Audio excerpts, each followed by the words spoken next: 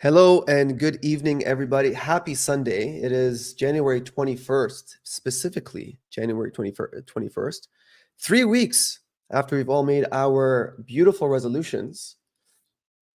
Now, what is the topic for today? For today, what we're going to be talking about are business challenges and how to resolve them. So, if you're a business owner, or specifically a dental business owner, so I'm speaking to all the dental business owners out there, but this applies to business owners in general.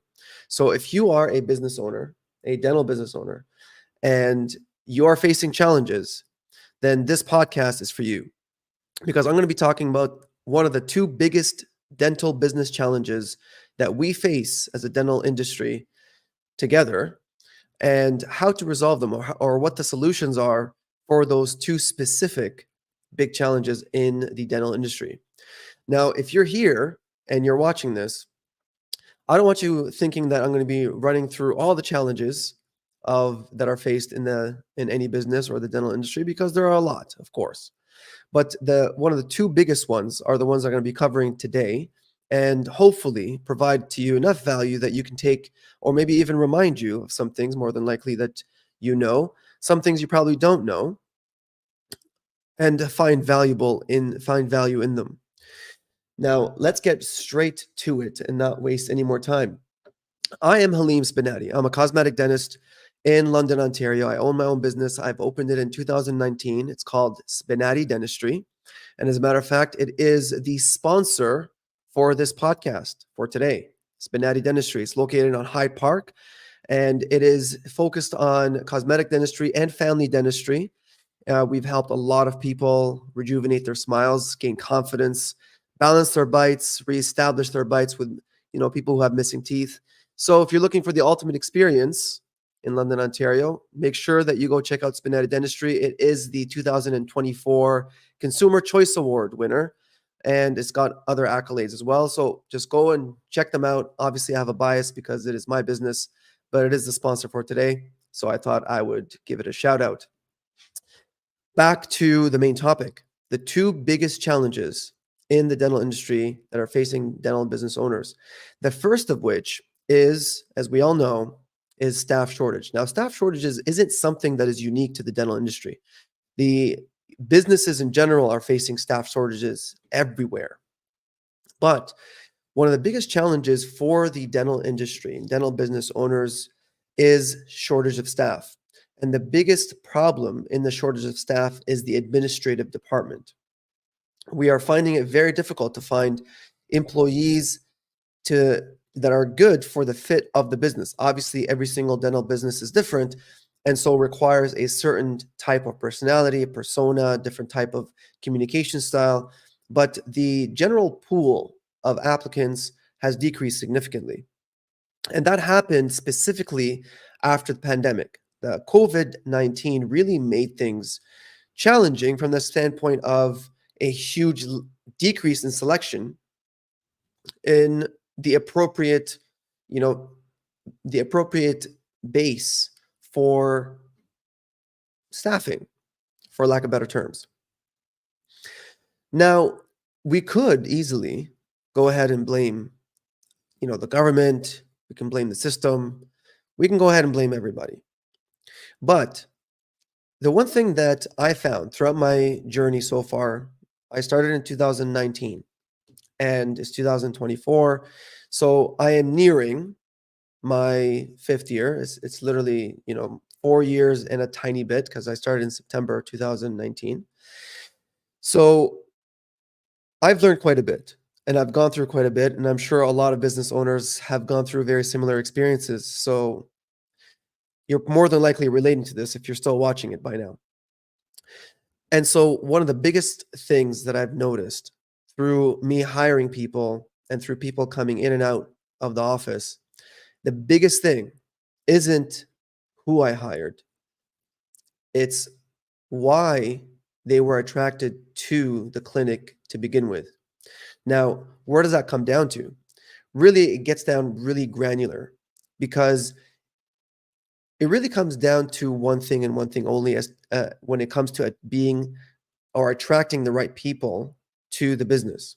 Because if you're attracting someone to the business And when you're asking yourself, why were they attracted to this business? That is literally the question that you should be asking. Why did this employee choose to work here? What kind of expectations did they have? And when they do leave, because eventually they do leave, and when they do leave, you have to ask the question, why did they leave? They seemed to be very motivated in the beginning, but then they left. I've come down to one solution and one solution only. Throughout my readings, through me asking a lot of people, and through a lot of self-reflection, it really comes down to one thing and one thing only: leadership.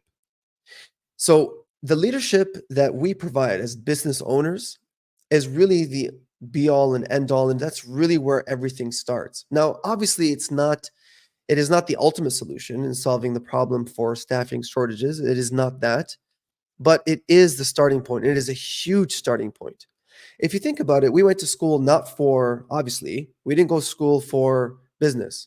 We went to school for the clinical aspect, which is in order to become the best clinicians to give our patients the best kind of treatment. But when we are owning our business, we have to take that into account, which is a huge component of running a business, which is leadership. And leadership has everything to do with the way that you act, the way that you carry yourself, if you're late, if you know, if you show that you're angry, if you show that you're upset. Let's face it, business is not easy. But in order for us to become the best exemplars or the best leaders, we have to really self-reflect, and we have to really try to understand what it is that makes people the way that they are. And that takes a lot of time, and it takes a lot of reflection. And of course, it takes a lot of mistakes. And I've done my share, uh, pile of them. I've done quite a bit of mistakes in dealing with people and, hiring people and whatnot. But as we go along this journey of business, we learn, and we have mentors, and we read, and we come up with these kind of solutions. And I am telling you from my experience throughout this whole thing, and if you're someone who's just starting out in the dental industry and wanting to start their own business, one of the key things that I can give you is focus on your leadership style. Focus on the way that you lead. Focus on the way that you speak. Communication is probably one of the biggest things, or one of the biggest challenges that us dentists face, because the majority of us dentists, the reason why we go into dentistry is so that we don't have to communicate, because we're very much introverts. We're very much people that just want to be in our own silos and just want to practice and not really speak. But if as a business owner, you have to be able to communicate properly. And that means, unfortunately, for the majority of all dentists who don't like to speak, that means we do have to speak. And we have to speak, and we have to lead, and we have to motivate. And that comes with a lot of mistakes, and comes with a lot of, what did I do? And a lot of reflections, really. What did I do right? What did I do wrong? One of the biggest or best books that I've read with regards to this specific topic is called Conscious Leadership. And it's by a man called, I'll pull it up right here, by a man called John Mackey. John Mackey. Conscious Leadership. I highly recommend it. And it is one of those books that, will open up your eyes to a lot of things, but I highly recommend it. So that's the first challenge. And like I said, it is not the be all end all. It is not the ultimate solution. But if you hire great people, but you're not a good leader, they're just going to leave, because no one wants to work in an environment that is, toxic. And what is a toxic environment? A toxic environment is an environment that either you have a bad team where no one's doing their job, and so when they come in, all these people do is complain. That's a toxic environment. Or you have a toxic environment where they come in and really they don't get proper training. There's no proper systems. There's not really a proper organized fashion with regards to how things are done. And so then things are all over the place, and people just seem very confused. That's also a toxic environment. So the first thing is that you have to really hone your leadership skills, really get your systems. And this is beyond this podcast at this point. But what I want to say is, before I get really sidetracked, is leadership really starts with yourself. It starts with how you deal with people. It starts with your patience. It starts with you figuring things out way ahead of time, figuring out, 5 steps, you have 5 steps that you need to really figure out. And you always have to be 5 steps ahead of literally everybody as a leader in order for you to really hone in on your skills and not be so frustrated and actually be successful in leading a good group of people towards the business success that you deserve. Now, the second biggest challenge that the dental industry faces from the perspective of business, and this is not, again, related specifically just for dentists, this is business in general, is customer acquisition or patient acquisition, or getting in new patients or attracting patients to your practice so you can serve them, so you can do what you're licensed to do, which is to practice dentistry. And this is obviously, the more that you are in a metropolitan area, the more competitive it becomes. And the more competitive it becomes, the more things that you have to do in terms of marketing. Now, marketing goes far beyond just putting out ads. Ads, whether it's in the digital sphere, whether it's social media, Google, or whether you're talking about the traditional sphere, which is radio, magazines, newspapers, or whatnot, or banners, or billboards. Marketing goes far beyond that. Marketing is a very multifactorial type of step that you, I mean, it will just blow your mind just trying to figure it out. Now, I've dealt with, I want to say, thousands of marketers. Okay, because throughout my, my since 2019, I've dealt with a lot of people, specifically because I am very much out on social media, and so marketers, it's very easy for them to find me, right? Like, I'm not really hiding. So they've been in touch. A lot of them have been in touch with me, and I contact them back, and I try to find things out, and I try to find out, this whole marketing thing. In the beginning, obviously, I didn't know anything, and so I tried a lot of them out, and with very, very little success. Um, and so then I started to do things on my own. And so I came about, and understood marketing from a much deeper perspective than the average dentist, obviously, because most dentists don't really care much about marketing, not to the level degree that I care about it. And so I've come up with a lot of different formulas, and I've understood marketing from a different perspective. And marketing really comes down to how you treat everybody on many different levels. Now, how you treat someone is how you speak with them and the words that you use to speak with them. And so in marketing, it really comes down to that. So it's what the words are saying on the screen, like what are the ad or the video or whatever it is, it's the words that people are seeing. Images convey certain types of messages, and so do words. And and the words that you say to your patients, and the words that your employees, your staff say to the patients, and what you say to your employees, it all comes down to the words. And I'm a firm believer that everything is marketing. Literally everything is marketing. There is nothing that is not marketing. Everything's marketing. And there's a very famous old adage that says the best kind of marketing is word of mouth. And I agree with that. But specifically in a highly competitive environment, you cannot simply rely on word of mouth. You just can't, because then your growth is going to be incredibly slow, and you may not survive with just word of mouth, especially if you're just starting out, and especially in an area that is highly competitive. There's a lot of other dentists, and so you have to find the patients that are going to be the best fit for your practice. So, what is the number one tip that I can give you if you're a dentist and you're watching this and you're saying to yourself, okay, I think this guy kind of knows what he's talking about? The best tip that I can give you is for you to monitor the intake of communication. It's not just phones. A lot of the consultants out there, what they say is that they say, and this is true, what they say is that monitor your phones. If you can fix your phones, you can increase your patient flow. Okay, because patients then, or potential patients, are going to be able to understand this business better, relate to them better, and so then they'll feel more comfortable to deal with the business, and so then they'll come in.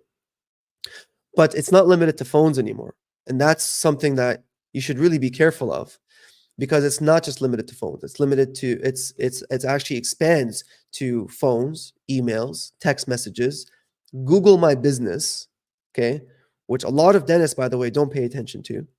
Google My Business, and social media interactions, okay, whether it's on Facebook, Instagram, LinkedIn, wherever. I've had people reach out to me from all of these spheres, all of them. And they're getting more and more, right? Because people are now getting more comfortable in reaching out to dentists and trying to find out more information with regards to the business through these channels. So it's not, and people are actually less comfortable now, as I'm finding, they're less and less comfortable with phone conversations because it takes longer, right? It takes more of a commitment. Whereas a text message is very simple, an email is simple, a social media DM is simple. When they try to find you on Google and they go on Google My Business and they send you a message through Google My Business, if you're looking at the screen right now and you're saying to yourself, what is this Google My Business thing? DM me, let's talk. Okay. But this is the literally the number one thing that I could give advice with regards to dentists running businesses that are, you know, struggling or maybe not struggling. But if you are struggling, then more than likely you're still watching this. So if you're struggling with these two issues, which is the first one is staff shortages and the second one is patient acquisition, the takeaways are these two. These are the two takeaways. The first takeaway is for staff shortage is to focus on your leadership, focus on yourself, improve the way that you handle situations, improve the way that you handle problems, be extra prepared, be extra focused with regards to what's going to happen if this happens. What would I do? What would I do if this happens? If this happens afterwards, well, you have to literally be 5 steps ahead. That's really the only way for you to stay calm. Okay. Because I understand from a business perspective, it can be very nerve wracking. But if you're ultra prepared and you have 5 steps ahead in your mind, always backing things up, it'll be a difference, night and day difference. That's number one. And the book that I recommended, which is Conscious Leadership by John Mackey. The second one, which is patient acquisition, is literally to focus on your marketing from the perspective of patient communication. Okay, so patient communication intake. So whether it's phones, text message, emails, okay, yes, you have to monitor those. You have to, either it's you or you have to assign it to someone else. Okay, but those have to be monitored. Social media, okay, whether it's Instagram, Facebook, or Google My Business, you have to monitor those things. You have to actually see how your people, your team, is communicating with the potential patients. Because if they're being very abrupt or they're not answering very quickly, there's a big lag, then there are a lot of other opportunities for people to search for other dentists, and you've lost that opportunity. So in order for you to hold on and to actually be able to show your skills to the potential patients and serve them appropriately, the best thing for you to do is to really monitor those channels of intake. If you have any questions at all, you're a dentist and you're running a business, specifically those that don't really understand marketing too much. I have quite a bit of experience when it comes to marketing now. So if you have any questions regarding, make sure that you DM, okay? DM me. I'll be more than happy to help you out.